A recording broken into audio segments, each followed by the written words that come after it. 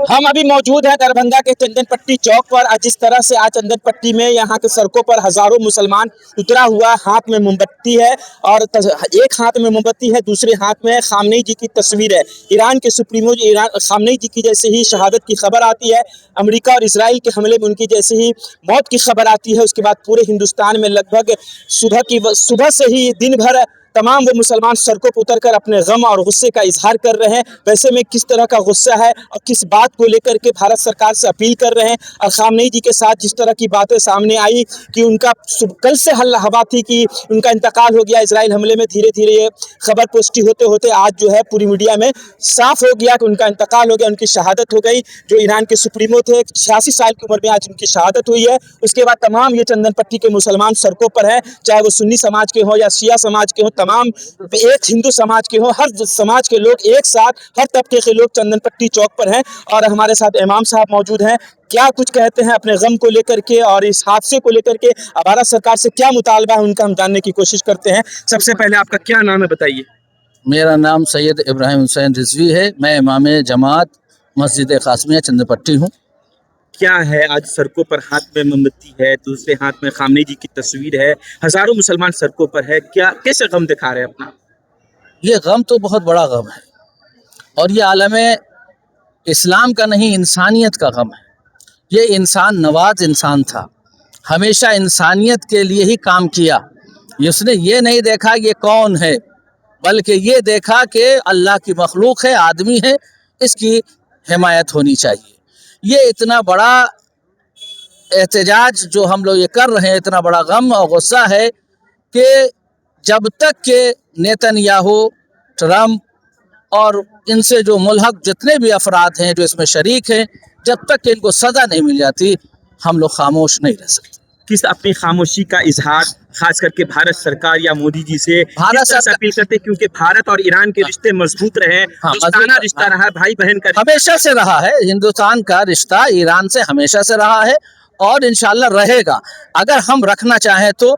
और हम यही गुजारिश करेंगे कि भाई जब इतने दिनों से हमारा यानी इंदिरा गांधी के ज़माने से, राजीव गांधी के ज़माने, हर ज़माने में जब ईरान से हमारा अटल बिहारी वाजपेयी जी के ज़माने से हर ज़माने में रहा है, तो इस वक्त भी रहना चाहिए। और दोस्ताना ताल्लुक़ रहा है और हमेशा ईरान ने भी ख्याल रखा है और इंशाअल्लाह अल्लाह चाहेगा तो हिंदुस्तान में भी ख्याल रखा जाएगा। आप समाज सेवी हैं, वो समाज की खिदमत करने वालों में से जाने जाते थे। खामनेई जी पूरी दुनिया में अपना वो छाप छोड़ा, उन्होंने कैसे मुसलमानों को एक किया, मुसलमानों की आवाज़ उठाई, जब भी कहीं कोई परेशानियां होती थी वो ईरान रहकर आवाज़ उठाते थे।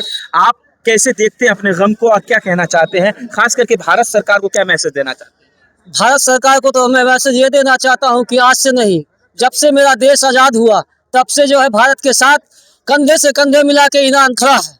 मैं मोदी जी और अमित शाह और राजनाथ सिंह से और जो विदेश मंत्री जी से मैं आग्रह करूँगा कि ये भारत जो है ईरान की जो है भरपूर मदद करे, और यही नहीं यूएनएन में ले जाके ये मामला को उठाए, और जो जालिम है उसको जुल्म की सज़ा मिलनी चाहिए।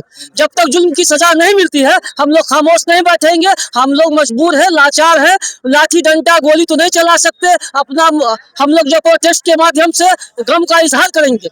प्रोटेस्ट के माध्यम से बच्चे, बूढ़े, जवान, औरतें सब सड़कों पर चंदन पट्टी में है और एक ही नारा उनकी जुबान पर है, खामनेई जिंदाबाद और इजराइल अमेरिका मुर्दाबाद, नेतन्याहू मुर्दाबाद के नारों से यह चंदन पट्टी आज गूंज रहा था। आंखों में आंसू था, दिल में गम था, चेहरे पे मायूसी थी। खामनेई जी के जाने के बाद ये तमाम मुसलमान सड़कों पर दरभंगा में अपने गम का इजहार कर रहा था। खबर आपको 24 दैनिक बिहार ग्रामीण पर दिखा रहे थे।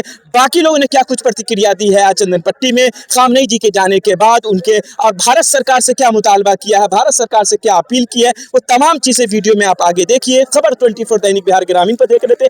आप इस खबर पर अपनी प्रतिक्रिया हमारे साथ राय साझा कर सकते हैं। बहुत बहुत धन्यवाद।